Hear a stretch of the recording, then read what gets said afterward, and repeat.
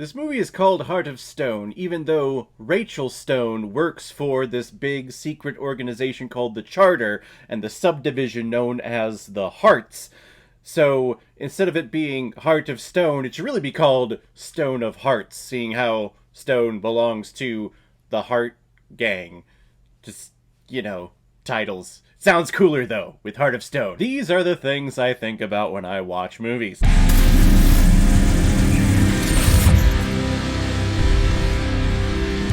Heart of Stone released a couple of weeks ago on Netflix in 2023 and is directed by Tom Harper, who is also behind such films like The Scouting Book for Boys, War Book, The Woman in Black Angel of Death, and The Aeronauts. And this film is starring Gal Gadot, Alia Bhatt, Sophie Okonedo, Matthias Schweighöfer, and that no chemistry at all piece of wood from the 50 Shades of Grey movie, Jamie Dornan. MI6 is looking to capture a world-renowned arms dealer. But as the plan for the MI6 agents goes awry, a sub-agent by the name of Rachel Stone, who is secretly working for a spy agency called the Charter, takes over and tries to help in their missions. But what Rachel Stone doesn't know is that there's another subplot to take over the Charter within MI6, which could lead to this rogue agent taking one of the most powerful weapons on the planet and using it for themselves to kill a whole bunch of people. You have people betraying people, sneaking behind other people's backs, but then also being friends with them, and then someone on that friends list is a traitor and is gonna take over the other thing and is going after the thing because of revenge reasons, and then Stone needs to do her Stone thing because she's like the best agent in the world, your typical spy stuff. Really, this movie is a remake on the idea of James Bond and turning that character into a female character. Because the movie begins and we get a 20-minute long action sequence where we're just thrown in on this mission and we really don't have any setup for who the characters are or who the people are that we're rooting for. We're just thrown in on this mission. Hi, I'm the tech person. I'm the person in the van. We're the two field agents and we're out there trying to infiltrate this casino. And yeah, action, spy stuff. It's cool. And then after that opening action sequence, we get our little title sequence with a fun little hip song. Then we get into backstory and we get into all the spy stuff. This is like a current day James Bond. It's been a couple of years since we've had a movie like that. And I've seen a whole bunch of other critics dog this movie and criticize this movie for whatever reason. I'm a big spy movie fan. I like espionage. I like sneaking around. I like infiltrating. I like the spy genre. So sitting back watching this movie, I actually pretty much enjoyed this thing. I think this is very smart to have this movie be produced by Netflix because I could definitely see this movie losing a lot of money for a major studio if this was just released in theaters. But since it's on Netflix, on a streaming service, it has a lot more eyes on it, which is a good thing in my opinion because I actually think this is quite an enjoyable film. Is it anything that's groundbreaking for the genre?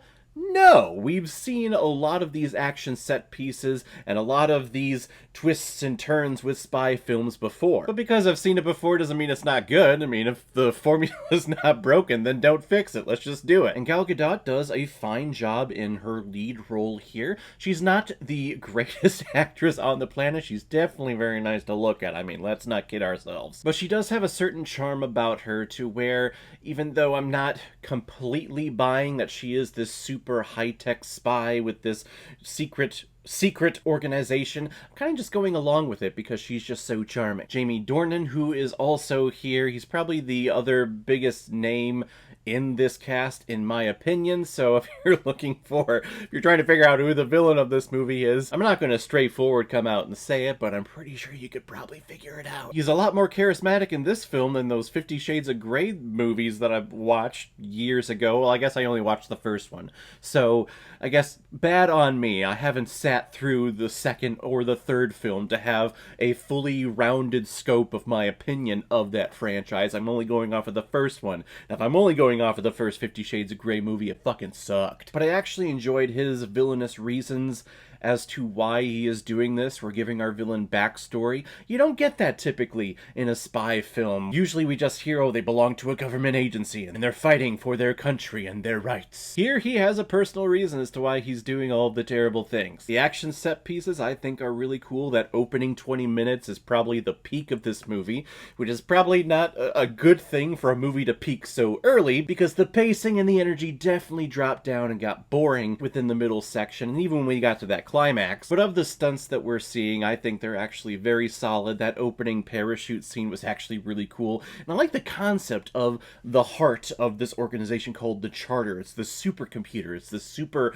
AI that does all of these calculations and will more than likely tell you if a plan is going to succeed, or if you take this route, how successful you are at reaching your target if you stay on this course or if you change. And it calculates everything, everywhere. It can break into any supercomputer, and it's a very relevant thing that's going on right now with the creation of AI and having it being infused more into society. It's a very real threat, and it's a great little plot device here for this film. That being said, here, the writing is not the best that I've seen in spy films. There are a lot of coincidences that happen in here, or things that happen because our character is kind of stuck somewhere and we just need them to get from this location to this other location so we can go to the climax. So how do we get them there?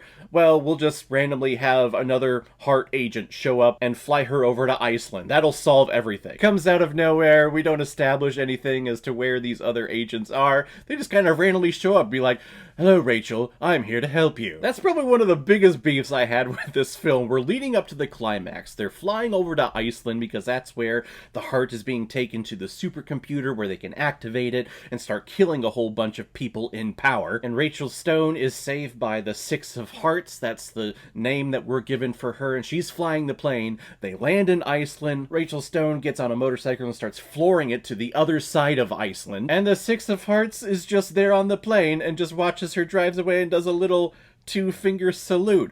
And I'm sitting there thinking, why aren't you going with Rachel Stone to stop this person? This person has stolen the core of your organization, the Charter, and yet you're just there to fly planes. That's all you care about doing. She drives off to save the world, but gosh darn it, I flew this plane to Iceland. My day is done. Give me that jar of ice cream. I'm gonna kick back and relax. A lot of plot details in this film just kind of were pushed aside because we just want to focus on Rachel Stone, and I get that, but gosh, when you start asking questions, you realize, yeah, there are a lot of plot holes in this thing, and it could have been so much better if they just would have fixed those. Heart of Stone, I think, though, is still a solid, fun time, especially if you have a Netflix subscription. This is definitely worth a 2-hour watch along with your family or your friends, or just late at night all by yourself, which is what I did.